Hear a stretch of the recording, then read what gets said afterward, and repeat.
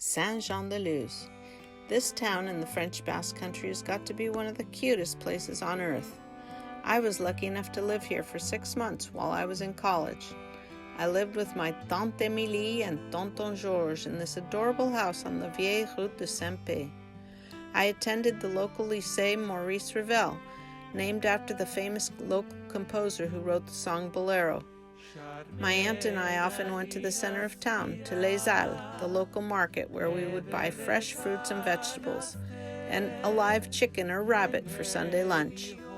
I came back for a visit and spent a wonderful day just walking through the streets and along the beach with my cousin Rosalie.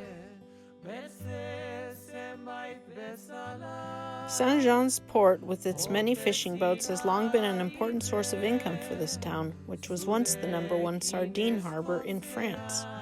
Together with the small port of Cibourg, its fishermen still supply the 6th largest fish market in France. In the historic center of this city, streets lined with picturesque traditional Basque buildings are filled with stores that cater to visitors.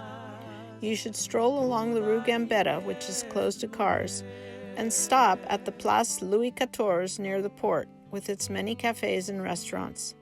Of course, we had to have one of the delicious crepes that they make here. From here, it's a short walk to the main beach, the Grand Plage, which is hugely popular in the summertime. This is mostly due to the 3 seawalls built in the late 1900s that protect the bay from large waves, making this beach a favorite among families with children. At the beach, you can see the nearby town of Cibourg on the hill to the south, as well as the Sokoa Fort in the distance. We spent a very enjoyable afternoon walking along the seaside promenade, which curves along historic buildings, the casino, and the 5-star Grand Hotel. It passes along the surfing beach and ends at the top of the bluff at Sainte-Barbe. Most people don't think of Saint-Jean-de-Luz as a surfing beach, but once you pass the Digue des Chevaux, a breakwater, on the north side of the small bay, you'll see plenty of surfers all year round.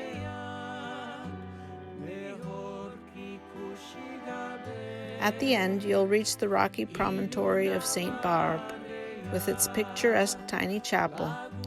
This was always one of my favorite spots in Saint-Jean-de-Luz.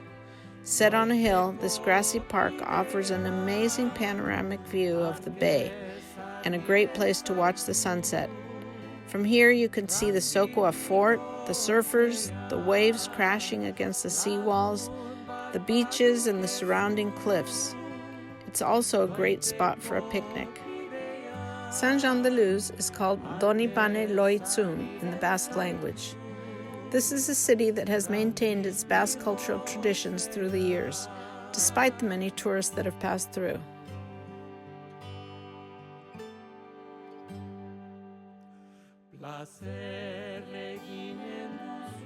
We made our way back to the center of town and the port. We had parked our car way over by the lycée, since parking in Saint-Jean-de-Luz is very difficult. In fact, consider traveling here via train, because the train station is right in the center of town. Saint-Jean-de-Luz is known for being the location of the marriage of French King Louis XIV to the Infanta Therese of Spain in 1660. The Infanta spent a few days before the wedding in the historic Maison de l'Enfant, overlooking the port, which you can visit because it's home to the elegant linen store Janvier. If you enjoyed our video, please subscribe so you can find out about more Basque-related videos and support us in our efforts to promote the Basque culture.